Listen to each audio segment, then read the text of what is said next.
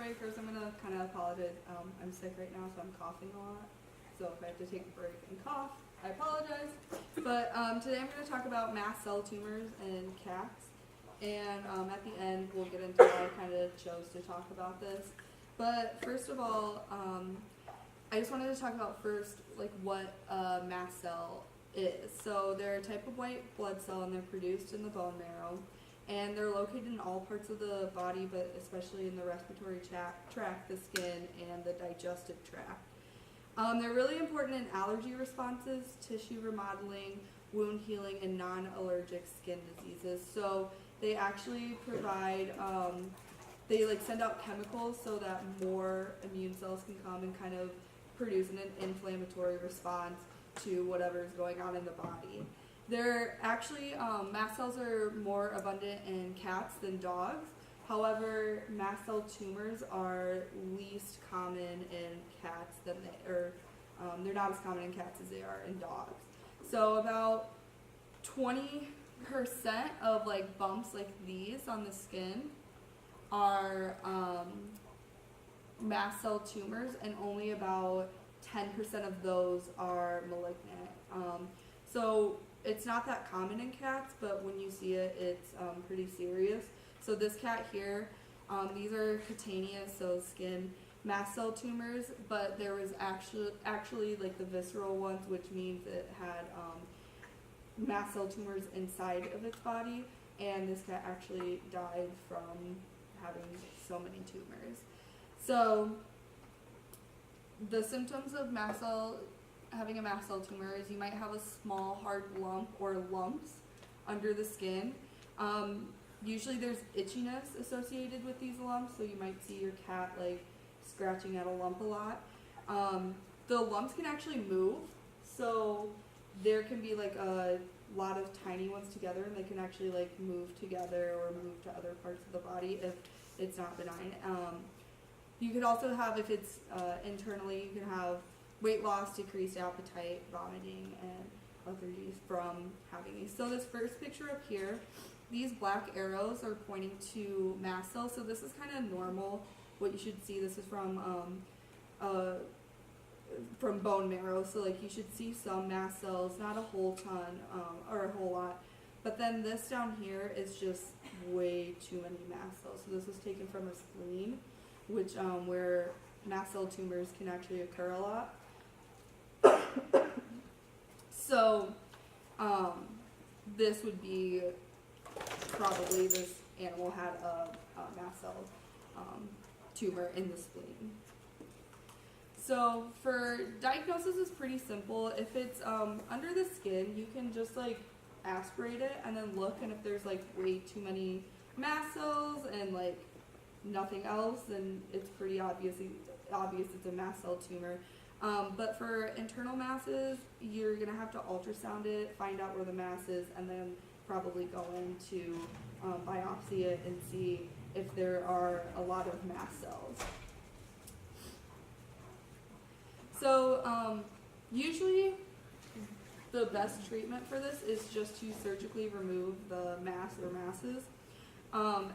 If necessary, chemotherapy can be administered to help reduce the likelihood that it spreads or that it comes back. For cutaneous tumors, so those on the skin, they're like usually surgery, you can just remove it and like your cat is fine. Your prognosis for your cat is really high, it's not likely to come back, and if it does, it's pretty easy just to surgically remove that. For the visceral tumors, you're probably going to need chemotherapy, and the prognosis is not very high, just because it's really hard to find out, since they move a lot, it's really hard to get all of it and to find where, if it has moved to other places. So it kind of depends on what kind of mast cell tumor you have with the prognosis. So this is why I chose to do this. This is Polly. This is actually she works in my research lab. This is her cat. She's 4 years old, domestic short hair. She's spayed, and something interesting, she has 2 legs. So Polly was adopted from a shelter, and her owner adopted her, and they were not sure whether the mom had actually like for some reason chewed at her legs, or whether she was just born with 2 little nubs. I've cat sit Polly before. She's really sweet. She gets around pretty well. She likes to move. But yeah, so she only has 2 legs. And so about 3 weeks ago, her owner had found these small bumps along her neck, and they all like migrated into one bump, and then they started to migrate outwards, and she was trying to itch at it, but since she doesn't have back legs, she couldn't get there, so she really loved for you to like scratch them. And so she kind of asked me, and I was like, I don't know, you should probably go to your vet. And while she was like Googling all this, because you know she's a concerned cat mother, she was like thinking that it might be a mast cell tumor. So she was really worried that it was, and she took Polly to the vet. By the way, this is Polly with her friend Tortellini the tortoise. I have watched Tortellini too. She's really sweet.